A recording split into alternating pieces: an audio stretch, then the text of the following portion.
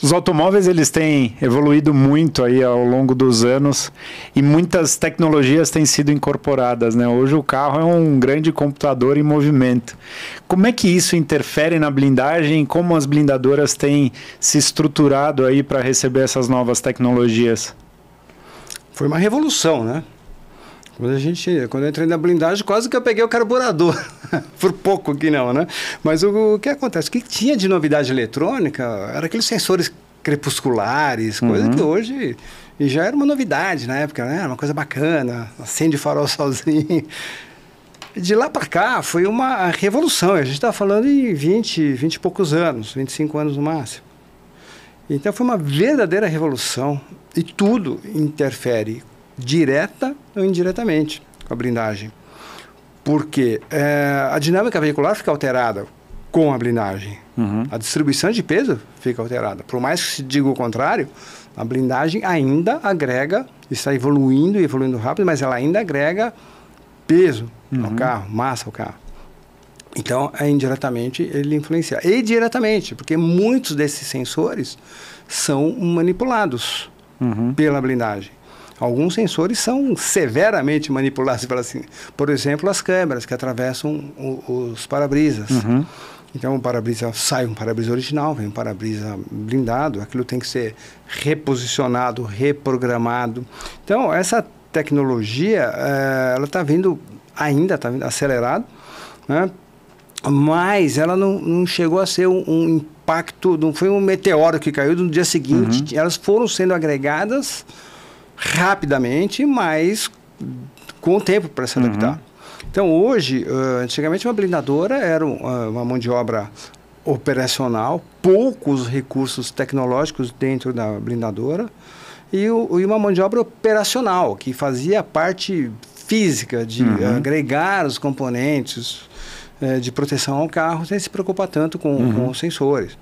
Mas com o tempo isso teve que mudar completamente. Você precisa de uma expertise técnica de altíssimo nível na blindadora e maior ainda do que o da própria concessionária, que faz as revisões e as manutenções. Porque o da concessionária, existe ali todo um modelo dedicado para aquele modelo, para aquela versão. E aquele técnico tem que ser muito bem treinado naquela marca, naquelas tecnologias, embora sejam muito parecidas todas elas. O técnico da blindagem ele tem que ser polivalente, ele tem que conhecer todas as versões diferentes, ele tem que ser polivalente e a gente tem que entender profundamente o mecanismo de cada sensor, porque os sensores têm uma instalação, por exemplo, na estrutura do carro, que você vai precisar colocar alguma coisa entre a estrutura e esse sensor. E você pode fazer essa alteração. Qual o tipo de sensor, né? São acelerômetros, tem vários, os que controlam a estabilidade do carro, que controlam o sistema ADAS. Isso veio bem rápido, isso chegou meio de repente, né? A gente está caminhando cada vez mais aqui no Brasil para ter, de fato, o carro que dirige sozinho, vai falando de uma maneira muito simples, né? Sim. E o carro, ele quando chega, quando vocês fazem o processo de blindagem, vocês fazem uma nova calibração desses sensores? Como é que é? Sim. Tá. Porque são totalmente removidos e precisa fazer uma calibração. Né? E é uma calibração crítica. Você precisa, além de uma mão de obra super especializada para fazer isso, você precisa de equipamentos, né, que são cada vez mais sofisticados, mais caros e que se desatualizam no ritmo maluco, né? Se você não tem uma parceria com aquele fornecedor, a cada 2, 3 anos você precisa investir um caminhão de dinheiro. O que ameniza um pouco? Porque a blindagem precisa dos equipamentos de ponta a nível mundial. Por quê? Porque ela está trabalhando com veículos 0 km. Então, acabou de lançar uma versão na Europa.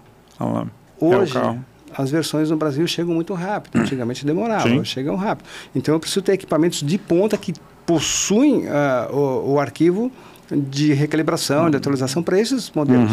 Então, quando esses equipamentos se tornam obsoletos para a blindadora, eles se tornam obsoletos muito rápidos. Só que eles são muito úteis ainda para o sistema de reparação, que trabalha com veículos mais defasados.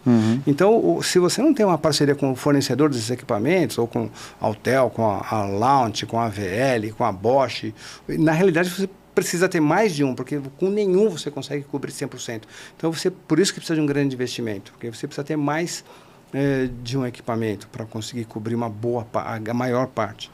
E aí, esses equipamentos você pode desmobilizá-los, que eles são aproveitados através de seu parceiro no mercado de reparação, e você vem com a versão mais atualizada. Então, o seu investimento é parcialmente absorvido ali, porque é muito elevado, né? A atualização tecnológica da blindadora em termos de material humano e hardware é uma coisa impressionante, como a gente tem que cuidar. Tem que ter um departamento que só cuida disso. Perfeito.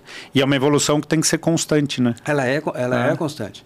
E muitas vezes ela ocorre com modelos intermediários. Por exemplo, tem o 2024 e você vai, isso aí só vai vir no 2000. Não, vem no 2024 e meio. Isso passou a acontecer com uma frequência cada vez maior. Isso às vezes não é nem divulgado. Você muda um sistema de câmeras de um veículo dentro da mesma versão, ano modelo. Isso passou a ser comum, isso dava um nó no cérebro. Quando começou a acontecer, você falava, pera aí um pouco, esse carro é o mesmo ano modelo e não serve mais o processo, não vai atender, tem que fazer um outro. Sim, isso passou a ocorrer com uma frequência cada vez maior. Perfeito.